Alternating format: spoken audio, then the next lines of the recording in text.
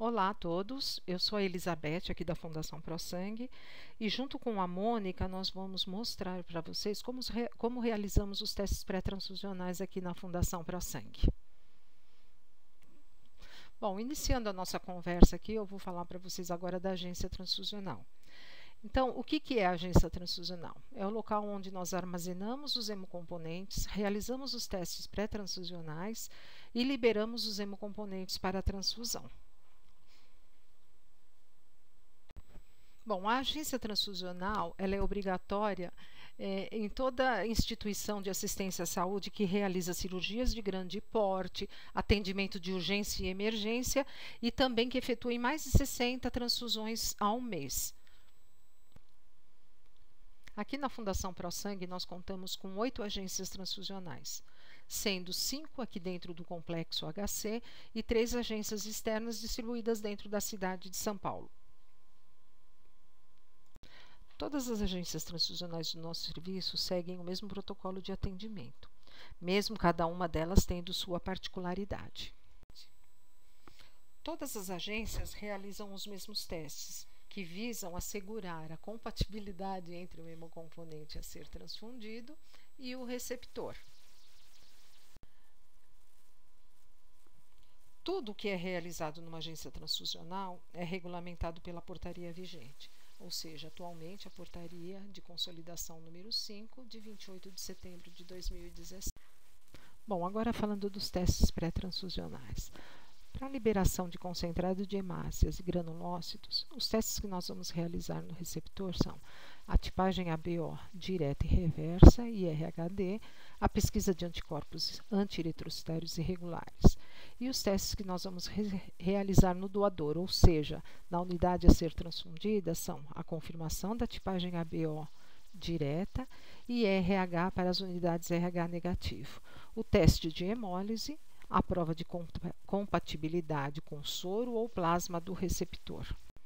Bom, e para os nossos pacientes neonatos, os testes que nós vamos realizar para o receptor, ou seja, o nosso RN, o bebezinho, a tipagem ABO direta e RHD, a tipagem reversa, né, facultativa, se a gente tiver soro materno ou eluato do paciente. E a pesquisa de anticorpos anti-eritrocitários irregulares. E os testes que nós vamos realizar no doador, ou seja, a unidade a ser transfundida, a mesma coisa, confirmação de tipagem ABO direta e RHD para as unidades RH negativo, teste de hemólise e a prova de compatibilidade no soro materno ou o eluato do paciente. E para a liberação de concentrado de plaquetas, plasma fresco congelado e crio precipitado, os testes no receptor são a tipagem ABO direta e reversa e RHD. Bom, para a realização dos testes pré-transfusionais, nós devemos receber na agência transfusional a requisição de transfusão juntamente com a amostra do paciente, do receptor. A requisição de transfusão ela deve estar preenchida adequadamente com todos os dados do paciente, com o diagnóstico do paciente, o tipo de hemocomponente que está sendo solicitado e a modalidade de transfusão, ou seja, programada, urgência ou emergência. E, juntamente com essa requisição, a amostra que deve ser coletada exclusivamente para fins transfusionais. Os dados de identificação do receptor são importantes e eles devem estar na amostra transfusional, ou seja, o nome completo do paciente, o registro hospitalar, data de nascimento, o nome do coletor, data e horário da coleta. Sempre que houver uma incongruência nos dados entre a amostra e a requisição de transfusão, essa amostra aqui nas nossas agências transfusionais, elas são descartadas e a requisição é devolvida para ser corrigida. Bom, antes de tudo começar, nós vamos mostrar para vocês como nós iniciamos a nossa rotina nas agências, tá? Bom, vamos falar um pouco da nossa reposição de estoque. Então, de acordo com o cálculo de estoque mínimo que realizamos anualmente, a partir do número de transfusões realizadas, nós conseguimos obter uma média do número de hemocomponentes para suprir a necessidade de atendimento. Então, baseado nesse estoque, no cálculo desse estoque e a contagem física diária, conseguimos manter o nosso estoque adequado para o atendimento. Realizamos também diariamente, no início da nossa rotina, o controle de qualidade diário dos reagentes, tanto os reagentes utilizados em bancada quanto os reagentes utilizados na automação, ou seja, nos equipamentos automatizados. Bom, ainda falando de controle de qualidade, nós realizamos os controles de temperatura das maletas térmicas, geladeiras, freezers e incubadoras, assim como a avaliação do funcionamento dos equipamentos que são utilizados na nossa rotina de trabalho. Bom, tudo pronto, agora nós vamos iniciar o nosso plantão. Agora nós vamos mostrar as modalidades de atendimento em nossos serviços, ou seja, a emergência, urgência e um atendimento de uma transfusão programada. Então, vamos começar com um caso de emergência, que é o caso da chegada de um paciente em estado crítico. Ou seja, sabe quando o Datena aparece lá na TV e diz que tem um atendimento com Águia? Então, é esse o atendimento que nós vamos mostrar para vocês. A solicitação de emergência é aquela que temos 15 minutos para a liberação do hemocomponente, desde o comunicado da ocorrência até a liberação do hemocomponente propriamente dito. Para exemplificar, nós vamos descrever um caso acontecido ultimamente na nossa agência. Então, recebemos o comunicado de um paciente de identificação desconhecida, do sexo masculino, idade aproximada de 35 anos, e a ocorrência foi uma colisão entre moto versus automóvel.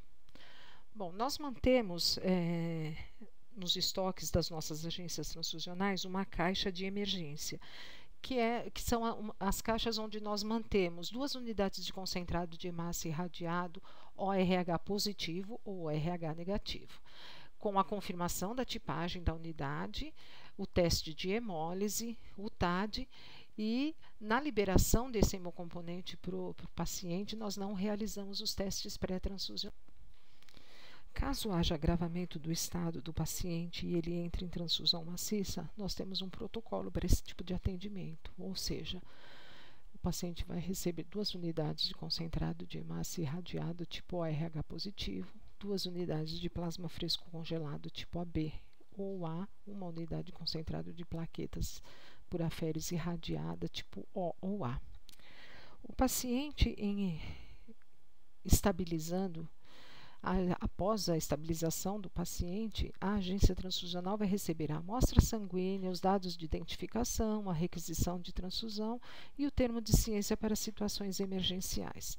E aí a agência transfusional realiza todos os testes pré-transfusionais, mesmo depois do paciente ter recebido os hemocomponentes. Agora eu vou passar para a Mônica, que ela vai apresentar outros casos para vocês. Muito obrigada. Olá, aqui quem fala é a Mônica e como a Elizabeth falou, eu vou dar continuidade na apresentação da aula de testes pré-transfusionais.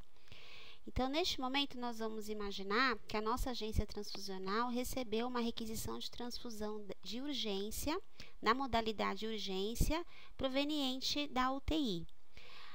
De acordo com a portaria vigente, nós temos até 3 horas para preparar e liberar o hemocomponente para a transfusão.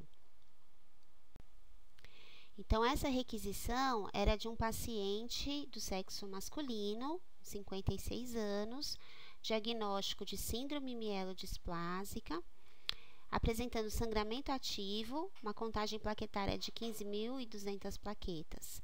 Nesse caso, foi solicitada 1 unidade de concentrado de plaquetas por aférese. E, para liberar esse hemocomponente, é necessário a realização da tipagem ABO-RH desse paciente. Bom, então, relembrando de uma forma bem sucinta, nós sabemos que para a determinação do tipo ABO do paciente, é necessário a realização da tipagem ABO direta, tipagem ABO reversa. Na tipagem ABO direta, nós vamos determinar a presença dos antígenos A e B na superfície eritrocitária. E nós vamos testar as hemácias com soros comerciais contendo anticorpos anti-A, anti-B e anti-AB. Lembrando que o soro anti-AB é opcional quando nós utilizamos anti-A e anti-B monoclonais. Para a tipagem ABO reversa, nós vamos procurar demonstrar a ausência ou a presença de anticorpos anti-A e anti-B no soro do paciente.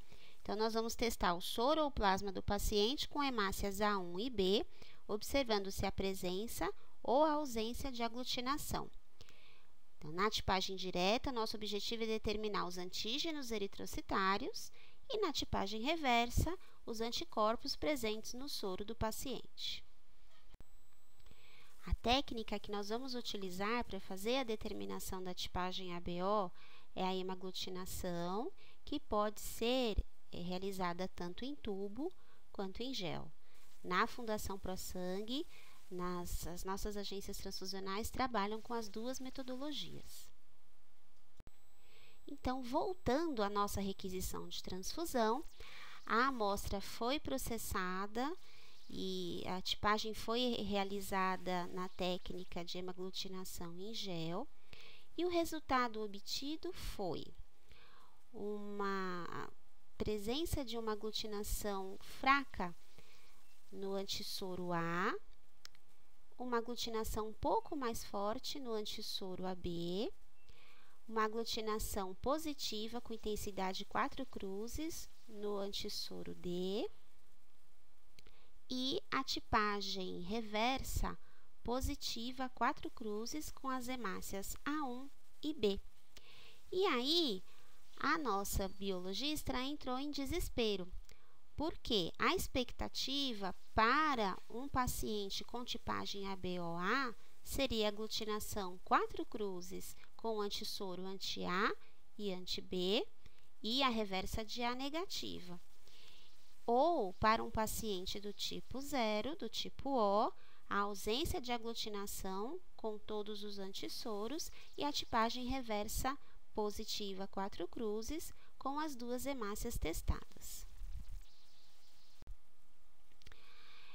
Nós fomos então buscar dados adicionais em nosso sistema a respeito de transfusões prévias desse paciente. Então, foi identificado que, em novembro de 2020, esse mesmo paciente apresentou tipagem O-RHD positivo para uma transfusão de plaquetas. E, em outubro de 2022, esse mesmo paciente apresentou a tipagem ABO prejudicada, porque não houve concordância com a tipagem direta e reversa, RHD positivo. A triagem de anticorpos irregulares desse paciente foi negativa, ele não realizou nenhum transplante de medula e, além da síndrome mielodisplásica, que ele já apresentava em 2020, ele apresentava também o diagnóstico de neoplasia de bexiga. Inicialmente, foi levantada a suspeita de um subgrupo, foi feito o teste da lectina anti-A1, que foi negativo.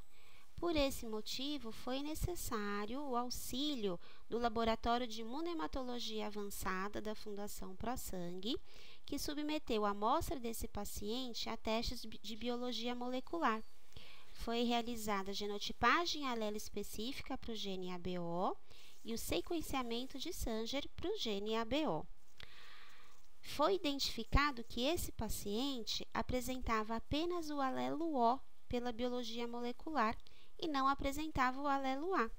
Por esse motivo, nós concluímos que se tratava de um paciente com tipagem tipagem O-RHD positivo. Bom, então, através da biologia molecular, foi estabelecido que o paciente apresentava tipagem O positivo, o que estava em discordância com o que nós visualizávamos nos resultados sorológicos.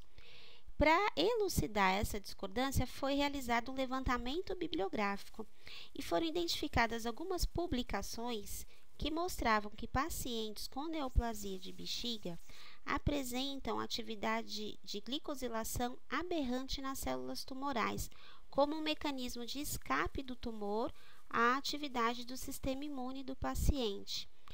Então, existe uma suspeita que essa atividade aberrante dessas enzimas possa estar influenciando no desenvolvimento de um fenótipo adquirido em pacientes com neoplasia de bexiga.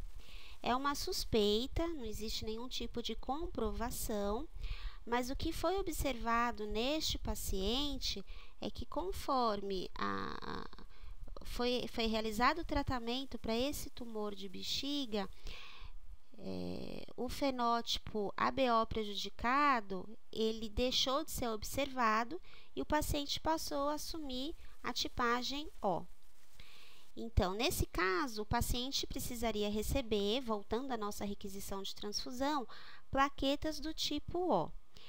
Esse caso em si, é óbvio, né, que foi uma requisição de urgência, que foi atendida dentro do tempo hábil, porém os testes complementares, eles passaram do tempo de atendimento. Então, foi atendido a transfusão dentro do tempo que foi preconizado pela portaria e o caso foi concluído dias depois. Então, agora a nossa agência transfusional recebeu uma requisição de transfusão de preparo de hemocomponentes concentrados de hemácias para uma reserva cirúrgica que vai ser realizada nas próximas 24 horas. Essa requisição de transfusão era para um paciente do sexo masculino, com 44 anos, com osteomielite crônica. Então, ele estava em programação cirúrgica para uma cirurgia ortopédica e foi solicitado reserva de 2 unidades de concentrados de hemácia. Para atender a essa requisição, é necessário, de acordo com a portaria, a realização da tipagem ABO-RH desse paciente, a pesquisa de anticorpos irregulares e a prova de compatibilidade do soro do paciente com a bolsa selecionada para a transfusão. Então, agora, relembrando sucintamente, a pesquisa de anticorpos irregulares, ela tem como objetivo demonstrar a presença no soro do paciente de anticorpos anti-eritrocitários com significado clínico, ou seja, que possam causar reações hemolíticas pós-transfusionais. Atualmente, existem 354 antígenos eritrocitários distribuídos em 44 sistemas de grupos sanguíneos. Ou seja, é uma enorme possibilidade de formação de anticorpos durante as transfusões. E nós sabemos que as possibilidades de formação de anticorpos ou as taxas de aluminização, elas diferem de acordo com a população que se considera. Entre doadores de sangue, ela é em torno de 0,8%. Nos receptores de forma global, é de 2 a 18%. Em pacientes com síndrome mielodisplásica, é de 15%. Em pacientes com anemia falciforme, varia de 18% a 46%. Então, voltando à nossa requisição de transfusão, o paciente apresentou pesquisa de anticorpos irregulares positiva, porque o soro dele, quando testado com as hemácias padrão, apresentou aglutinação com intensidade de 3 cruzes. Esses anticorpos presentes no soro do paciente foram identificados e ele apresentava no seu soro o anti-Diego A, o anti-E grande, o anti-C grande, o anti-KPA e o anticorpo contra antígeno de alta frequência. Inicialmente, nós selecionamos unidades de concentrados de hemácia com fenotipagem negativa para os anticorpos identificados, ou seja, Diego A, E grande, C grande e KPA. porém o resultado da prova de compatibilidade foi positiva. Os testes contra antígenos de alta frequência foram então aprofundados e, com auxílio da biologia molecular, ou seja, mais uma vez o Laboratório de Imunohematologia Avançada da Fundação ProSangue, juntamente com o uso de hemácias selecionadas, foi determinada a presença do anticorpo anti-Cartwright-A. E como nós não possuímos bolsas com fenótipo compatível no nosso estoque, foi realizado o MMA, que é uma técnica que irá determinar a importância clínica desse anticorpo, desse anti-Cartwright-A. Então, através da técnica de MMA, o soro do paciente ele é incubado com as hemácias a serem transfundidas numa monocamada de monócitos. Se houver a reação antígeno-anticorpo, esses monócitos serão ativados em macrófagos e irão fagocitar o complexo antígeno-anticorpo formado. Nós visualizamos na primeira foto o controle negativo da nossa reação, onde os macrófagos não fagocitam hemácias, né? E na foto nós vemos o controle positivo, onde nós podemos visualizar macrófagos englobando hemácias. No caso do nosso paciente, o anticorpo anti-Cartwright foi classificado como sem significado clínico, ou seja, ele não sensibilizou os eritrócitos e não houve ativação dos macrófagos para visualização de atividade de fagocitose. E mesmo com a prova cruzada positiva, a transfusão foi liberada com segurança e houve recuperação da hemoglobina do paciente após a cirurgia.